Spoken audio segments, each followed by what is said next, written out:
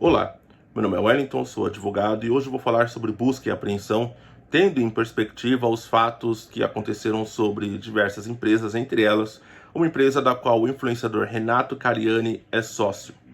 A suspeita dos órgãos de investigação, Ministério Público e Polícia, é de que as empresas, e uma delas, a do influenciador, elas desviam elementos químicos, produtos químicos, que são utilizados na fabricação de drogas, notadamente ali cocaína e crack. É uma acusação bastante séria e que deve ser apurada com bastante rigor. Antes de tudo, é preciso lembrar que no nosso ordenamento, o princípio da presunção de inocência, ele vale para todo mundo. E nesse caso, nós não podemos antecipar juízos condenatórios. É claro que as brincadeiras, enfim, fazem parte da liberdade de expressão, são da própria democracia, mas intimamente nós temos que ter o cuidado de corromper o nosso juízo de valor, tá? É claro que aqueles que acusam têm geralmente interesse na condenação, não é à toa que elementos de uma investigação em sigilo começam aí a ser divulgados meio que a conta-gotas, numa clara tentativa de tentar viciar o debate público, viciar a opinião pública e também viciar o poder judiciário. Tá? Essa é uma estratégia banal, batida, molecagem, mas acontece. E os primeiros que não devem se deixar contaminar por isso somos nós, a sociedade. Tá?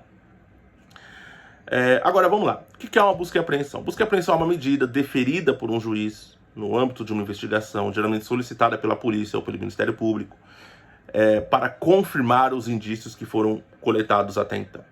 Ou seja, o juiz autoriza que se faça uma invasão, tá, nas dependências de determinado local, pode ser a empresa, como nesse caso, pode ser a casa, como também foi o caso, para recolher ali dados, muitas das vezes, pendrives, computadores, livros, livros de registro, celulares, e também se encontrar alguns elementos que possam indicar lavagem de dinheiro, coisas do tipo. Por isso eles pegam dinheiro em espécie, joias e coisas do tipo, para confirmar os indícios que foram coletados.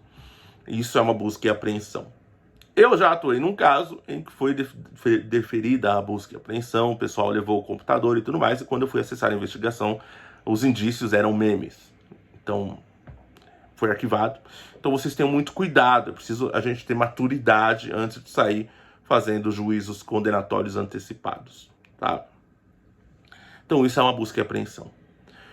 Com relação ao caso em si, não há muito o que dizer, porque você não tem domínio dos indícios, o que levou a essa medida. Né? Foi divulgado aí em sites também que foi pedida a prisão dessas pessoas.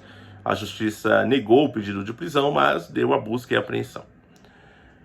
O que vai acontecer agora? Bom, agora o pessoal vai atuar no processo, vai atuar na investigação, enfim. Provavelmente depois o pessoal vai ser indiciado, porque infelizmente é assim que acontece, né? As recepções de denúncia, elas são basicamente receitas de miojo, não se tem muito critério ao avaliar uma denúncia.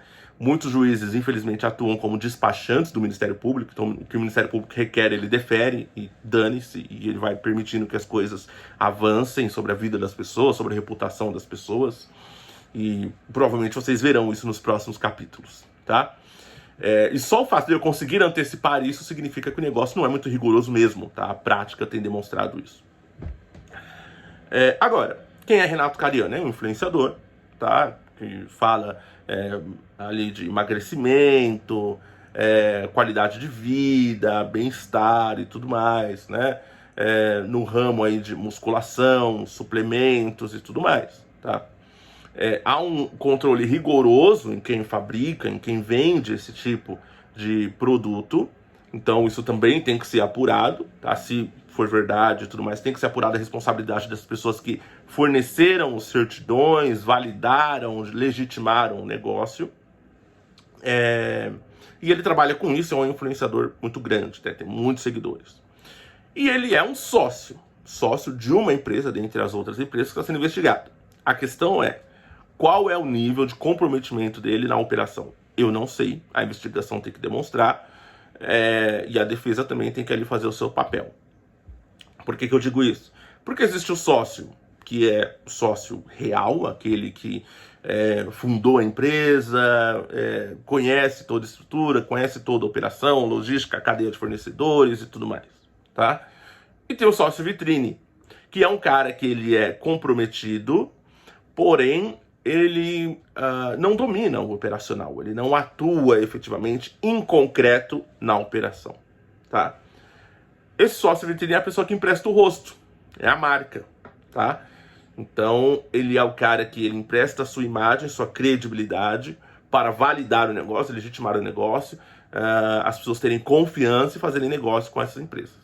Nós tivemos aí recentemente uma operação que também atingiu vários influenciadores envolvidos com casas de apostas e sites de joguinhos, e tem que apurar qual é o nível de comprometimento. Se o cara só empresta o nome, só empresta a imagem, a reputação para conferir credibilidade e levar as pessoas a fazer negócio, ou se ele de fato opera, tem ciência de lavagem, tem ciência de outros crimes, que financia tal coisa e etc. Isso tem que ser apurado, tá? O que alegam aqueles que dizem que o sócio vitrine tem grau de responsabilidade, independentemente de estar comprometido ou não com a operação. De que nenhuma pessoa emprestaria o seu nome sem saber do que se trata. Olha, não é bem assim. A realidade mostra que se você oferecer uma grana alta, fechar um contrato, o cara empresta o seu nome, a sua imagem, tá? Agora, se ele é um sócio efetivo, cotista e tudo mais, mas também é só o sócio vitrine, significa que ele assumiu o risco no negócio e fala, não, eu tô aqui de verdade, eu tô colocando meu dinheiro nisso, emprestando meu nome, mas eu não sei o que vocês fazem direito aí. Isso também tem que ser apurado. Então, é muito específico para nós anteciparmos um juízo condenatório. Isso é uma coisa que nós não deveríamos fazer. Mas é muito cedo para dizer se de fato ele tinha um grau de comprometimento nessas atividades, se essas atividades de fato ocorriam, quem era que estava envolvido na situação, né?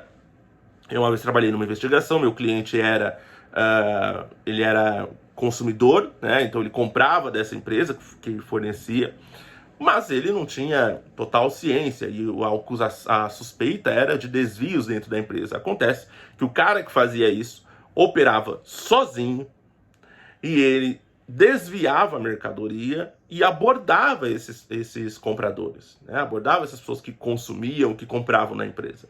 Várias pessoas. E ele agia com um cargo de confiança, de modo que ninguém conhecia o dono efetivo, mas conhecia ele. E aí, o que ele fazia? Ele falava, olha, eu tô aqui com uma mercadoria boa e tal, foi autorizado, tô te repassando a tal valor e etc, te mando nota. Os compradores iam lá e compravam, né? Só que depois a própria empresa apurou que ele estava fazendo desvio, ele estava furtando.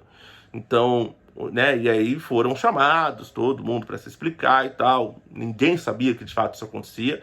E o próprio dono ficou surpreso e as pessoas são clientes dessa empresa até hoje. Ou seja, isso acontece, tá? Isso acontece, não é difícil acontecer, não. Né? Aliás, eu costumo dizer que há mais corrupção no âmbito privado do que no âmbito público. Porque no âmbito privado, de fato, o controle é um pouco mais, né, flexível, enfim, né? E essas brechas podem acontecer principalmente nesses cargos em confiança. Então é difícil nós cravarmos, tá? Eu espero que, enfim, não se confirme para o bem dos seguidores, para o bem do próprio Cariani, etc. E do próprio movimento, digamos assim, do pessoal que trabalha com bem-estar, saúde, suplementação e etc, para que isso não fique manchado, tá? É muito pesado isso, entende? Então é isso que eu tinha para falar hoje, esse é o vídeo, espero que tudo se resolva. Fiquem com Deus, até a próxima. Dúvidas, críticas, ameaças, comentários, link, contato na descrição.